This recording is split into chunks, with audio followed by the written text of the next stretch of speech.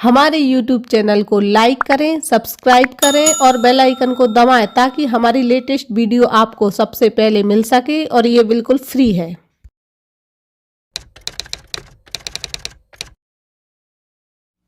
Hello दोस्तों, आप सभी का बहुत बहुत स्वागत है हमारे YouTube चैनल पर। दोस्तों, ये वीडियो उन लोगों के लिए बहुत ज़रूरी है, बहुत इम्पोर्टेंट है जो कि कोई ज़मीन प्लॉट खरीदने वाले हैं या अपनी कोई ज़मीन प्लॉट खरीदने का मन बना रहे हैं। तो दोस्तों, इस वीडियो में हम आपको बताएंगे कि इन ज़मीनों को कभी ना खरीदें। अगर आप खरीदते हैं तो आप बहुत बड़ी परेशानी में फंसने वाले हैं। तो दोस्तों, वीडियो बहुत काम की है और वीडियो को ध्यान से देखिएगा। इसलिए वीडियो में अगर आप कोई भी चूक करते हैं या स्किप करते हैं तो आपको दिक्कत हो सकती है, क्योंकि आप बातों को वीडियो को समझ नहीं पाएंगे। तो दोस्तों, पहला पॉइंट है स्थायी कब्जा न होने पर। दोस्तों, संपत्ति अंतरण अधिनियम में स्पष्ट प्रावधान किया गया है कि अगर किसी जमीन में किसी व्यक्ति का स्थायी कब्जा नहीं है तो उसमें बहुत ही दिक्कत आती है। दोस्तों, अगर स्थायी कब्जा होने का अर्थ हम आपको सरल भाषा में समझाते हैं। मान लीजिए दोस्तों, किसी व्यक्ति के नाम जमीन है लेकिन उस व्यक्ति का उस जमीन पर कब्जा नहीं है, कब्जा किसी दूसरे व्यक्ति का है और विवाद चल रहा है दोनों में संपत्ति को लेकर, या कोई तहसील में मुकदमा चल रहा है कब्जे को लेकर। तो ऐसी स्थिति में अगर आप वो जमीन खरीद लेते हैं तो आपको बहुत ज्यादा दिक्कत आने वाली है। आप अपना पैसा भी उलझाएंगे और कोर्ट कचहरी में भी आपको जाना पड़ेगा और समय भी आप अपना बर्बाद करेंगे। दोस्तों, जमीनों में होता क्या है, मान लीजिए ए व्यक्ति ने बी व्यक्ति को रजिस्ट्री करा दी है, लेकिन कुछ पेमेंट का लेन देन या कोई भी बात से पेमेंट नहीं मिल पाई पूरी, या कोई शर्त जो उनकी थी वो पूरी नहीं हो पाई, तो जो बी व्यक्ति था उसने कब्जा नहीं सौंपा है, जबकि ए व्यक्ति ने उसकी रजिस्ट्री करा ली है। तो ए व्यक्ति के नाम पे जमीन नाम हो गई है लेकिन कब्जा बी व्यक्ति का है। तो ऐसी स्थिति में दोस्तों, आप अगर उस जमीन को खरीद लेते हैं तो आपको आगे बहुत दिक्कत आएगी, क्योंकि पहले से ही दोनों के बीच कोई मुकदमा चल रहा होगा या फिर आप कब्जा लेने जाएंगे, लड़ाई झगड़ा होगा, वाद विवाद होगा। तो पहले पॉइंट को आप ध्यान से समझिए कि ऐसी संपत्ति को ना खरीदें जिसमें कि जिस व्यक्ति के नाम जमीन है, प्लॉट है, मकान है, उस पर उसका कब्जा नहीं हो। तो इसकी आप जांच कर सकते हैं दोस्तों कि किसी व्यक्ति का उस संपत्ति पर कब्जा है कि नहीं, उसके बाद ही आप उसको खरीदें। दूसरा है दोस्तों, ऐसी जमीन को खरीदने से बचिए जिस जमीन का नामांतरण नहीं हुआ है। जी हाँ दोस्तों, हम आपको ये बात समझाना चाह रहे हैं। मान लीजिए किसी व्यक्ति ने किसी दूसरे व्यक्ति से कोई जमीन या प्लॉट या मकान खरीदा और उसकी रजिस्ट्री करा ली, फिर उस व्यक्ति ने किसी दूसरे व्यक्ति को उसी रजिस्ट्री से फिर रजिस्ट्री करा दी उसी जमीन प्लॉट की, फिर उसी व्यक्ति तीसरे व्यक्ति ने चौथे को रजिस्ट्री से रजिस्ट्री करा दी। अब दोस्तों, यहाँ पे होता यह है कि रजिस्ट्री से रजिस्ट्री हो जाती है, लेकिन अगर नामांतरण नहीं हुआ है तो उसमें आगे चल के आपको बहुत ज्यादा दिक्कत आने वाली होती है। तो इस बात का भी आपको ध्यान रखना है कि अगर जब संपत्ति का नामांतरण नहीं हुआ है, संपत्ति उस व्यक्ति के नाम पर नहीं आई है खसरे में, रिकॉर्ड में, तो आपको ऐसी जमीनें खरीदने से भी बचना चाहिए।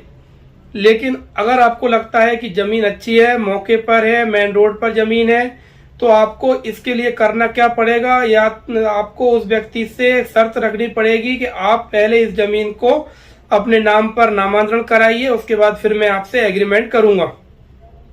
अब ऐसी जमीनों का नामांतरण जब हम कराते हैं, जिसको दाखिल खारिज भी बोलते हैं, तो इसमें होता क्या है, मान लीजिए 4 व्यक्तियों को एक दूसरे को बेच दी गई है रजिस्ट्री से रजिस्ट्री कराकर।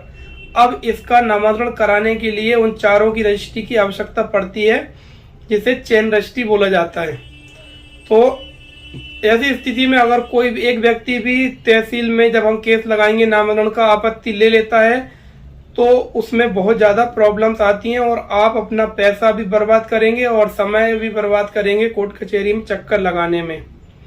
तो इन बातों का अगर आप ध्यान रखेंगे तो आपको परेशानी नहीं उठानी पड़ेगी और आप आगे जाके अपना पैसे का भी नुकसान होने से बच सकते हैं। दोस्तों, जिस व्यक्ति के नाम जमीन है उस व्यक्ति के अलावा अगर उस जमीन की रजिस्ट्री कोई अन्य व्यक्ति कराता है तो ऐसी रजिस्ट्री से, ऐसी जमीन को लेने से भी आपको बचना चाहिए। दोस्तों होता क्या है, परिवार में 4 पिता की संपत्ति है। पिता ने एक बेटे को पावर करा दी है, पावर से वो रजिस्ट्री करा रहा है। लेकिन दोस्तों पावर में होता यह है कि मान लीजिए पिता ने पावर वापस ले ली है और आपको पता नहीं है, और उस व्यक्ति ने पावर के आधार पर आपको रजिस्ट्री करा दी, और उसके बाद में फिर विवाद होता है और आप कोर्ट कचहरी के चक्कर लगाते रहेंगे।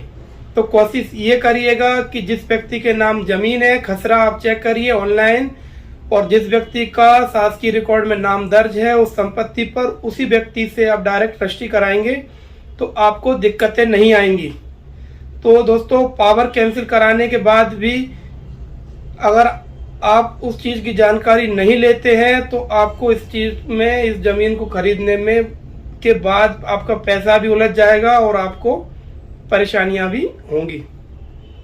अब दोस्तों यदि आपको कोई ज़मीन फर्जी लगती है तो आप उसकी जानकारी कैसे ले सकते हैं, ये हम आपको बहुत ही इम्पोर्टेंट बात बता रहे हैं, इसलिए इस बात को आप ध्यान से समझिएगा।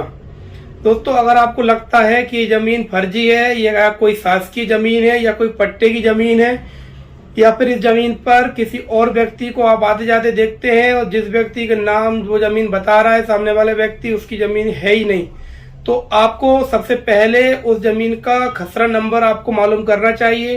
खसरा नंबर मालूम करने के बाद आप ऑनलाइन भी खसरा चेक कर सकते हैं। उस ज़मीन का खसरा चेक करिए, वो ज़मीन किसके नाम है। उसके बाद फिर आप जाइए रजिस्ट्रार ऑफिस से उस ज़मीन का खसरा नंबर से उसकी सर्च कराइए कि इस ज़मीन पर किसी और व्यक्ति के नाम पर रजिस्ट्री तो नहीं हुई है।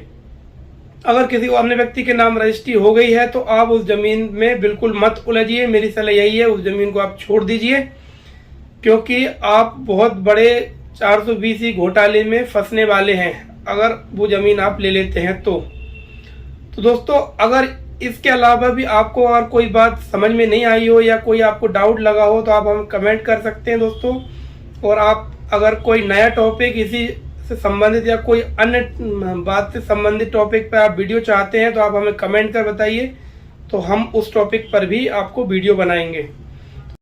तो दोस्तों हमारा एक और चैनल है राजेश लोधी ब्लॉग्स के नाम से। जिन मित्रों ने उस चैनल को सब्सक्राइब नहीं किया है आप उस चैनल को भी सब्सक्राइब कर लीजिएगा। दोस्तों उस चैनल पर हम अपनी डेली लाइफ से रिलेटेड वीडियोस डालते हैं और हम बहुत सारे पर्यटन स्थल घूमने के लिए जाते हैं, तो वो सारी वीडियोस हम उस चैनल पर डालते हैं और काफ़ी इंटरेस्टिंग वीडियोस होती हैं दोस्तों, उनमें काफ़ी मज़ा आता है। तो आप उस चैनल को भी सब्सक्राइब कर लीजिए।